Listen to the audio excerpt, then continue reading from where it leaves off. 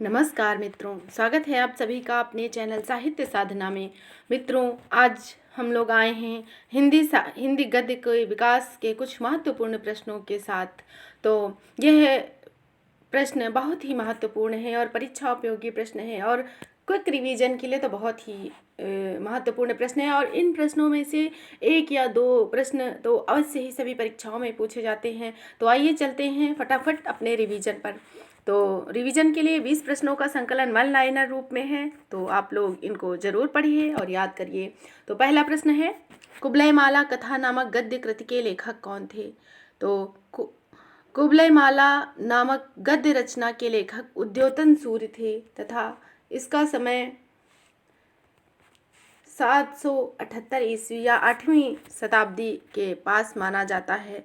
उद्योतन सूर्य ने 778 ईस्वी में कुबलय माला कथा नामक एक गद्य कृति की रचना की। इसको प्रथम हिंदी गद्य कृति होने का गौरव प्राप्त है। चलिए चलते हैं अगले प्रश्न पर। अगला प्रश्न नंबर 2, राउल बेल किस प्रकार की रचना है? तो राउल बेल गद्य पद्य मिश्रित चंपू काव्य है। यह भी गद्य रचना के अंतर्गत आता है। यह शिलांकित रचना है। शिलांकित यानी कि यह शिलाओं पर अंकित है। शिलांकित रचना, जिसको कि पत्थरों पर लिखवाया गया था। प्राचीन काल में लोग अपनी रचनाओं को या महत्वपूर्ण कृतियों को पत्थरों पर गुदवाने का काम करते थे।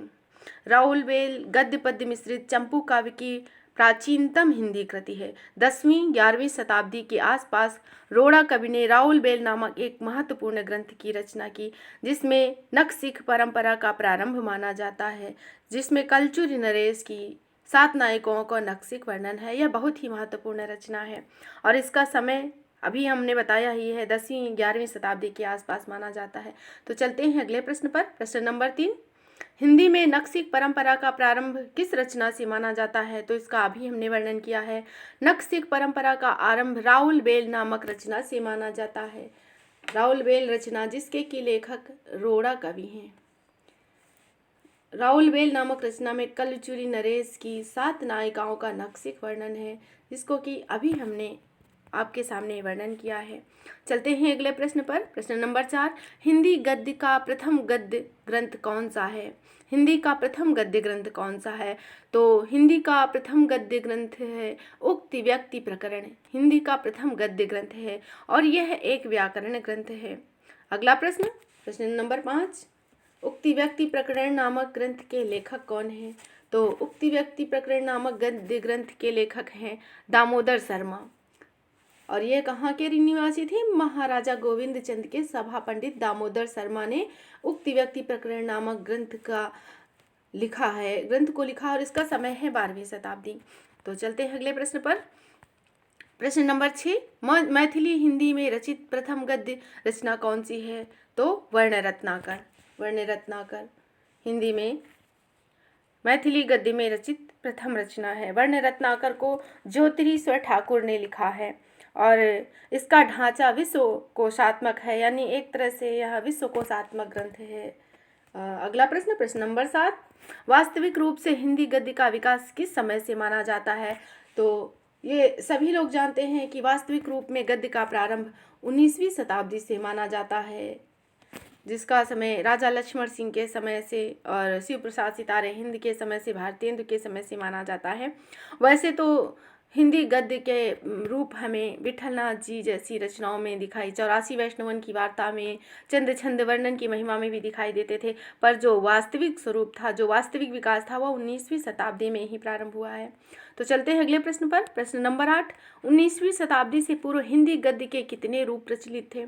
तो 19वीं शताब्दी से पूर्व आधुनिक काल में हिंदी के 3 रूप प्रचलित थे। वो 3 रूप कौन कौन से थे? राजस्थानी गद्य, ब्रजभाषा गद्य और खड़ी बोली गद्य, और जिनमें से राजस्थानी गद्य सबसे प्राचीन और महत्वपूर्ण गद्य है। चलते हैं अगले प्रश्न पर। राजस्थानी गद्य का सूत्रपात किस शताब्दी में हुआ? तो राजस्थानी गद्य का सूत्रपात लगभग 10वीं शताब्दी में प्रारंभ हो गया था। चलते हैं अगले प्रश्न पर। प्रश्न नंबर 10, पंच आख्यान, जिसकी की रचना 1847 ईस्वी में हुई थी, यह किसकी रचना है? तो पंचाख्यान नामक रचना के रचनाकार हैं फतेहराम बैरागी।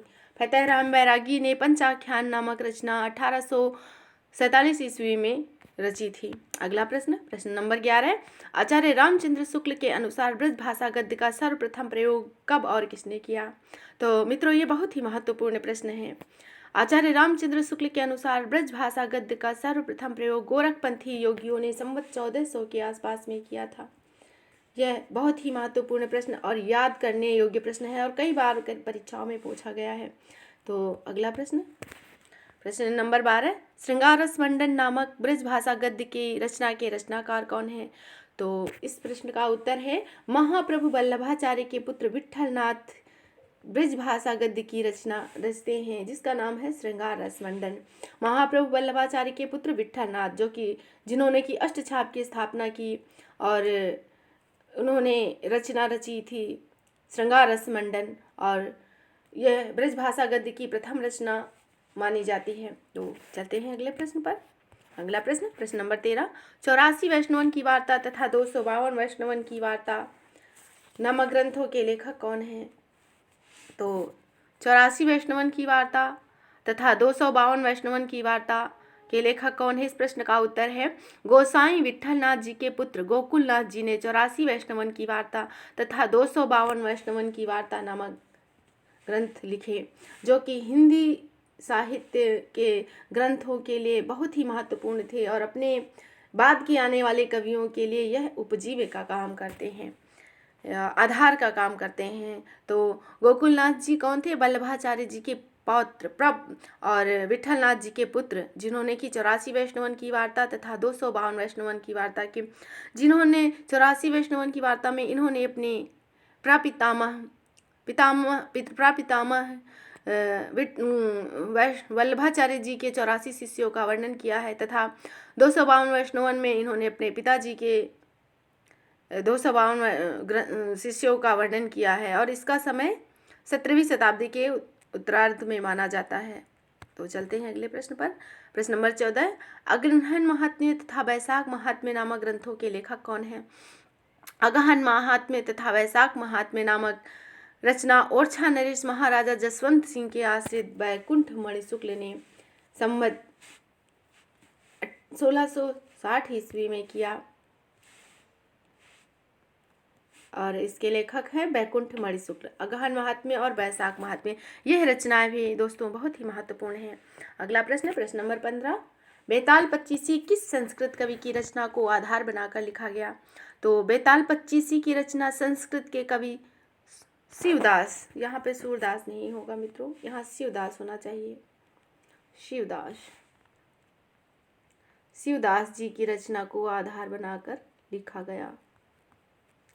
शिवदास की रचना से कथा लेकर लिखी गई। मित्रों, बेताल पच्चीसी में जो शिवदास जी थे वह संस्कृत के लेखक थे और इसके बाद सुरत मिश्र ने संवत 1767 में बेताल पच्चीसी नामक पुस्तक रचना लिखी, जिसको कि लल्लू लाल ने अपने साथी मजहर अली के साथ मिलकर पुनः इसका ब्रज भाषा गद्य में अनुवाद किया। चलते हैं अगले प्रश्न पर। प्रश्न नंबर 16, सेवक चरित्र नामक ग्रंथ किसने लिखा? तो सेवक चरित्र नामक महत्वपूर्ण ग्रंथ को लिखने वाले थे दनकौर के निवासी प्रियादास। दनकौर के निवासी प्रियादास ने सन 1779 ईस्वी में सेवक चरित्र नामक ग्रंथ को लिखा। तो चलते हैं अगले प्रश्न पर। मित्रों, यह प्रश्न बहुत ही महत्वपूर्ण है और एक एक प्रश्न परीक्षा उपयोगी दृष्टि से संकलित किया गया है। इसमें सभी प्रश्न ऐसे हैं जो कि विभिन्न राज्यों की परीक्षाओं में पूछे गए हैं, चाहे वो परीक्षा नेट JRF की हो, चाहे TGT PGT, चाहे KVS हो या LT हो, ये सारे ही प्रश्न पूछे जाने योग्य हैं और पूछे ही गए हैं। अगला प्रश्न, प्रश्न नंबर 17, सोमवंशन की वंशावली नामक ब्रज भाषा गद्य की रचना किसने की? तो सोमवंशन की वंशावली नामक ग्रंथ की रचना मणिलाल ओझा ने सन 1828 ईस्वी में की। मणिलाल ओझा ने सन 1828 ईस्वी में सोमवंशन की वंशावली नामक ब्रज भाषा गद्य की रचना की। सोमवंशन की वंशावली ब्रज भाषा गद्य की महत्वपूर्ण रचना है। अगला प्रश्न, प्रश्न नंबर 18, दक्षिणी हिंदी के प्रथम गद्य लेखक कौन माने जाते हैं? यह भी बहुत ही महत्वपूर्ण प्रश्न है। दक्षिणी हिंदी के प्रथम गद्य लेखक ख्वाजा बंदा नेवाज गेसूदराज को माना जाता है। यह दक्षिणी गद्य के बहुत ही महत्वपूर्ण लेखक हैं। दक्षिणी हिंदी के प्रथम गद्य लेखकों में से एक है या यही एक है ख्वाजा बंदा नवाज गेसूदराज, जिनका की समय है 1318 से 1422 ईस्वी। ख्वाजा बंदा नवाज गेसूदराज की प्रसिद्ध रचना मेराजुल आस्कीन, जो कि दक्षिणी गद्य की प्रमुख रचना मानी जाती है। मित्रों, इनकी अन्य रचनाएं भी हैं, जिसमें शिकारनामा, तिलावतुल वजूद, हिदायतनामा, रिसाला सहवारा या बारामासा आदि हैं। मुख्य रूप से मिराजुल आस्कीन में इन्होंने सूफी धर्म का उपदेश दिया, तो यह बहुत ही महत्वपूर्ण है। कौन? ख्वाजा बंदा नेवाज गेसूदराज। और यह बहुत ही महत्वपूर्ण प्रश्न है, इसको आप स्टार बना लीजिए, चाहे इसको अंडरलाइन कर लीजिए। अगला प्रश्न, प्रश्न नंबर 20। ये प्रश्न नंबर 19। ख्वाजा बंदा नेवाज गेसूदराज की प्रसिद्ध रचना कौन सी है? तो भी हमने बताया, ख्वाजा बंदा नेवाज गेसूदराज की प्रसिद्ध रचना मेराजुल आस्कीन है। यह दक्षिणी गद्य की प्रथम पुस्तक मानी जाती है और इसमें सूफी सिद्धांतों का, सूफी धर्म उपदेश का भी वर्णन किया गया है। यह बहुत ही महत्वपूर्ण रचना है, जो कि दक्षिणी गद्य की प्रमुख रचना मानी जाती है, प्रथम रचना मानी जाता है। और आज का अंतिम प्रश्न, मुल्ला वजही की प्रमुख रचना कौन सी है? तो मुल्ला वजही की प्रमुख रचना है सबरस। मुल्ला वजही भी बहुत ही महत्वपूर्ण लेखकों में से एक रहे हैं दक्षिण के। मुल्ला वजही ने सन 1635 में सबरस नामक 1635 में ये जो सबरस नामक ग्रंथ है, यह 1635 ईस्वी में लिखा गया है और यह बहुत ही महत्वपूर्ण रचना है। सबरस को उर्दू साहित्य का प्रथम गद्य रचना माना जाता है। यदि इस प्रश्न को इस तरह पूछा जाए कि उर्दू गद्य की प्रमुख रचना कौन सी है, तो उसका उत्तर होगा सबरस। और सबरस के लेखक कौन है? मुल्ला वजही। या मुल्ला वजही की प्रमुख रचना कौन सी है? तो सबरस। वैसे मुल्ला वजही ने अन्य रचनाएं भी लिखी हैं, मगर इनकी प्रसिद्धि का आधार इनकी रचना सबरस है। तो यह रहा आपके सामने बहुत ही महत्वपूर्ण 20 प्रश्नों का संकलन। हम पुनः आपके समक्ष उपस्थित होंगे हिंदी गद्य के विकास से संबंधित 20 और प्रश्नों के साथ, और 20-20 प्रश्नों की सीरीज में हम सारे प्रश्नों को देखेंगे। लगभग 100 प्रश्नों का संकलन किया गया है।